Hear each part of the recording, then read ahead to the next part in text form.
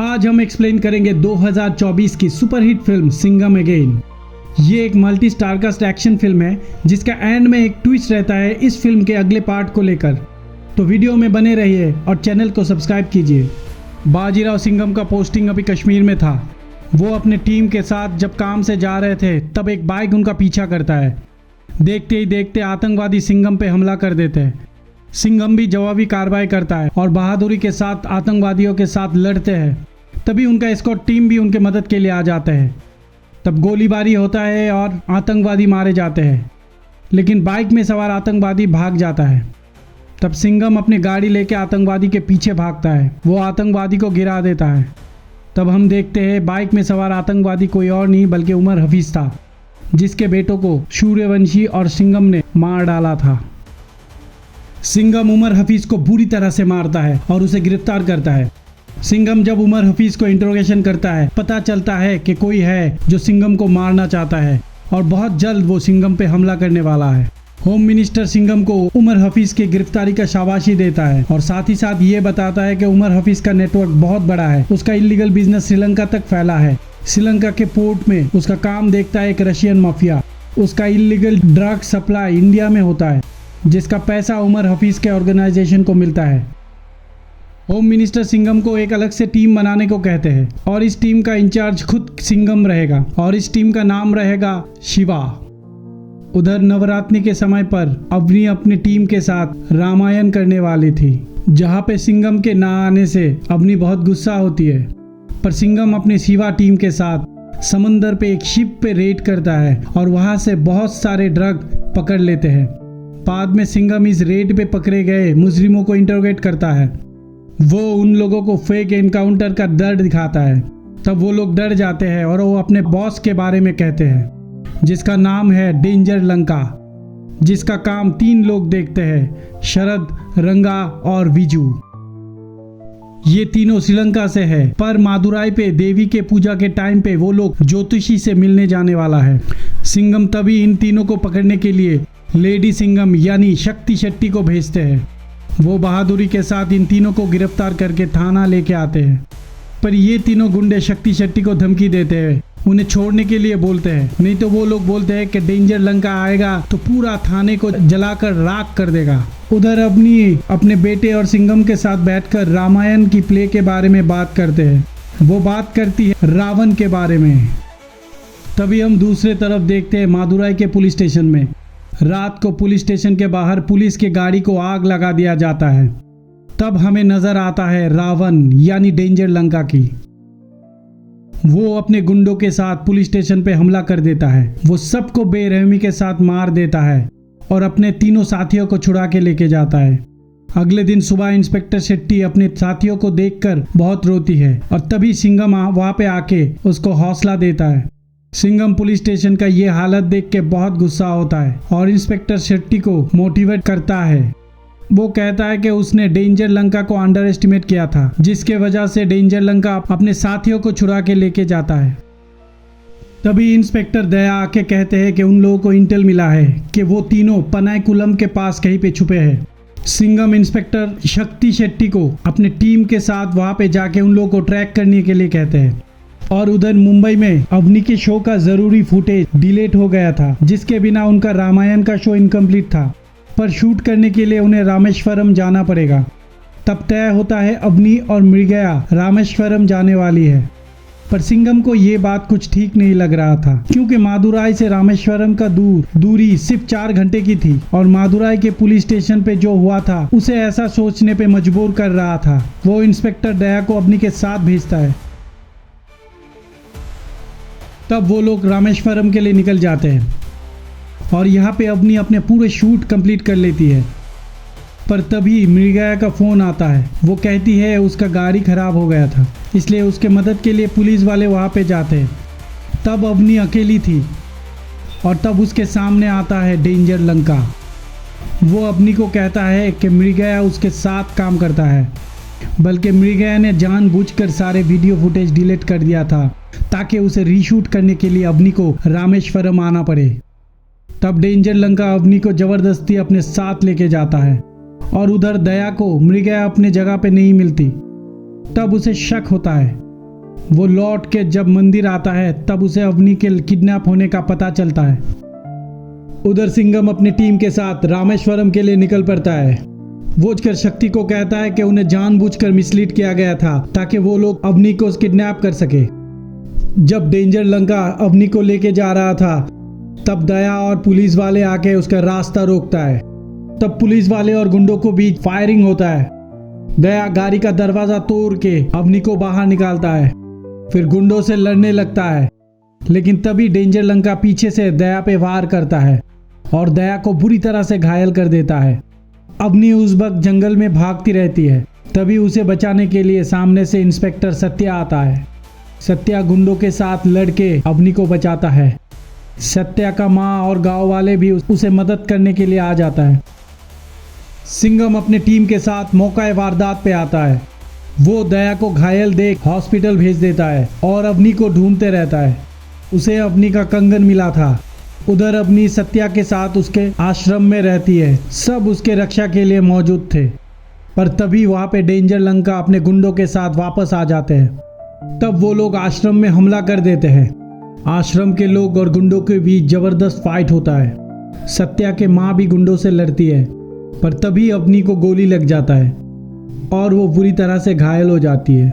Danger Lanka उसे लेके चले जाता है, लेकिन सत्या तब भी गुंडों से लड़ रहा था। और तब सिंघम सत्या को बचाने के लिए वहां पे आता है और फिर सिंघम उन गुंडों को बुरी तरह से मारता है। कुछ देर बाद सिंघम को डेंजर लंका का फोन आता है। तब वो सिंघम को अपना असली पहचान बताता है। वो कोई और नहीं बल्कि उमर हफीज का पोता जुबैर हफीज है। उसका पूरा खानदान का मकसद हिंदुस्तान का बर्बादी है। जुबैर हफीज सिंघम को कहता है उसके दादा उमर हफीज के बदले वो अवनी को छोड़ने वाला है। साथ में सूर्यवंशी और सिम्बा को भी लेके आने के लिए कहता है। वो फिर से सिंघम को फोन करके अपना लोकेशन बताएगा, पर सिंघम जुबैर हफीज को चेतावनी देता है कि अवनी को कुछ हुआ तो वो उसके पूरे लंका को जलाकर राख कर देगा। जब शिप में जुबैर को पता चलता है कि अवनी आउट ऑफ डेंजर है, तब वो अवनी के ट्रीटमेंट करने वाले डॉक्टर को समुंदर में फेंक देता है। और दूसरी तरफ हम देखते हैं सिंघम जेल में जाके उमर हफीज को गुस्से में मारने लगता है। पर तब उमर हफीज हंस के बोलता है कि इस दिन का इंतजार वो 2 साल से कर रहा था। इधर होम मिनिस्टर इस बात से परेशान हो जाते हैं कि 2 साल से जुबैर इंडिया में ये सब प्लान कर रहा था, पर उनका इंटेलिजेंट टीम को इस एक्टिविटी के बारे में कुछ पता ही नहीं चला। सिंघम बताता है कि उसे शक है जुबैर अवनी को लेकर श्रीलंका जा सकता है। जुबैर हफीज अवनी को शिप में लेकर श्रीलंका पहुंच जाता है। वहां पे उसका मदद के लिए रशियन माफिया अपनी टीम के साथ पहले से मौजूद था। जुबैर सिंघम को फोन करके उसके दादा को रिहा करने की बात करता है, पर सिंघम अवनी को बिना देखे उसका कोई बात मानने को राजी नहीं था। तब जुबैर सिंघम को उसका किसी खास आदमी को भेजने को कहता है। सिंघम तब सिम्बा को भेजने के बात करता है। फिर सिंघम सिम्बा से मिलके उससे मदद मांगता है। सिंघम तब सिम्बा को श्रीलंका भेज देता है और उधर उनके सारे एजेंट को एक्टिवेट कर देता है। साथ में सिंघम होम मिनिस्टर से फोर्स को इन्वॉल्व करने का परमिशन लेता है। श्रीलंका में जब अवनी को होश आता है तब वो देखती है वो जुबैर के कब्जे में थी और उसे तब जुबैर की असलियत पता चलता है। साथ में जिसे वो मृगया समझती थी वो असल में जुबैर के चाची थी, जिसके पति को सिंघम और सूर्यवंशी ने मार डाला था। और उधर सिंघम नेवी के मदद से श्रीलंका पहुंच जाता है। सिंघम को लेने रॉ एजेंट मौजूद रहते हैं। दूसरी तरफ सिम्बा भी श्रीलंका एयरपोर्ट में पहुंच जाता है, जहां पे उसे रिसीव करने के लिए जुबैर के आदमी पहले से मौजूद थे। वो लोग सिम्बा को एक गाड़ी में उठा के उसके मुंह पे काला कपड़ा पहना देता है। सिम्बा का गाड़ी पीछा कर रहा था एक इंडियन इंटेलिजेंट ऑफिसर, लेकिन जुबैर के आदमी उस ऑफिसर को बड़े होशियारी से धोखा देके सिम्बा को जुबैर के पास लेके आता है। सिम्बा को देख अवनी बहुत खुश हो जाती है। तब सिम्बा अवनी को मराठी में बोलता है कि सिंघम और उसका पूरा टीम श्रीलंका पहुंच गया है और वो लोग बहुत जल्दी अवनी को छुड़ा के लेके जाने वाला है। जब जुबैर हफीज और सिम्बा का सामना होता है तब वो लोग एक दूसरे को चेतावनी देते हैं। उस वक्त सिम्बा वहां से भागने की कोशिश करता है। वो एक गाड़ी लेके भागता है और जुबैर के अड्डे को तहस नहस कर देता है। वो पूरे पोर्ट में हल्ला लगा देता है, जिससे जुबैर के पोर्ट में बहुत नुकसान होता है। इस बम ब्लास्ट को सैटेलाइट के जरिए शिवा टीम देख लेता है और वो लोग सिंघम को सिम्बा का लोकेशन बताता है। तब सिम्बा भाग के एक श्रीलंकन शादी में पहुंच जाता है सिंघम भी सिम्बा को ढूंढते रहता है। थोड़ी देर बाद सिम्बा को जुबैर के लोग शादी में ढूंढ लेता है, पर तभी सिंघम वहां पे आके सिम्बा को बचाता है। सिम्बा तब सिंघम को देखकर बहुत खुश हो जाता है। तब दोनों मिलकर जुबैर के गुंडों को बहुत मारता है। तब सिंघम सिम्बा को लेकर अवनी को छुड़ाने के लिए पोर्ट एरिया में जाता है, पर अवनी को बचाने के लिए उनका गाड़ी का एक्सीडेंट हो जाता है। जुबैर के लोग तब अवनी, सिम्बा और सिंघम को बंधक बना लेते हैं। जुबैर होम मिनिस्टर के साथ सिंघम को बात करवाता है। होम मिनिस्टर सिंघम को कहता है कि वो लोग उमर हफीज को छोड़ने वाले हैं, पर वो सिंघम को ये भी बताता है कि वो सिम्बा और अवनी के साथ उमर हफीज को वापस हिंदुस्तान लेके आए। ये सुन जुबैर हंसने लगता है और मिनिस्टर को बताता है कि सूर्यवंशी को भी भेज दे। थोड़ी देर बाद हम देखते हैं कि इंस्पेक्टर शक्ति शेट्टी पोर्ट में हमला कर देती है और उसके साथ आता है इंस्पेक्टर सत्या। ये देख जुबैर का होश उड़ जाता है। वो अपने गुंडों के साथ उन पे हमला कर देता है। उधर सिंघम और सिम्बा भी अचानक से हमला कर देता है। हम देखते हैं कि शक्ति सिम्बा को मदद करती है और उसे गन देती है। तब सिम्बा चारों तरफ गुंडों को मारने लगता है। वो दोनों जुबैर के पोर्ट को तहस नहस कर देता है। फिर इंस्पेक्टर सत्या सिम्बा के साथ गुंडों पे फायरिंग करने लगता है। तभी वहां पे जुबैर रशियन माफिया के साथ अवनी को लेकर आता है। तब अवनी जुबैर के हाथों से छूटकर सिंघम की तरफ भागने लगती है, पर उसका पीछा एक ट्रक करता है। उधर सिंघम भी अवनी को बचाने के लिए भागते रहता है, पर तभी एक मिसाइल आके अवनी के पीछे ट्रक को उड़ा देता है। तब हम देखते हैं कि उसके पीछे हेलीकॉप्टर में सूर्यवंशी आता है, जिसे देख सबका हौसला बढ़ जाता है।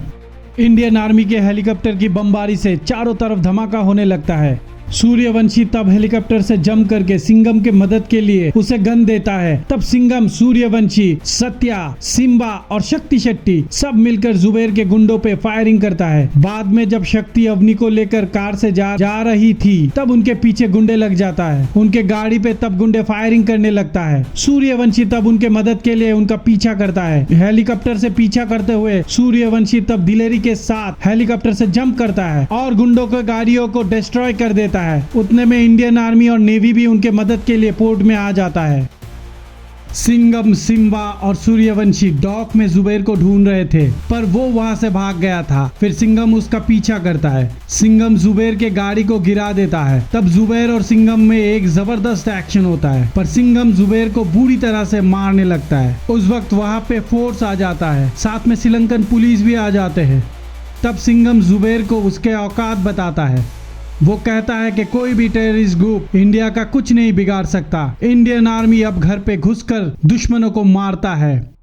तब जुबैर को फोर्स गिरफ्तार करके लेके जाता है, पर तब जुबैर उनसे गन लेके सिंघम को मारने वाला था।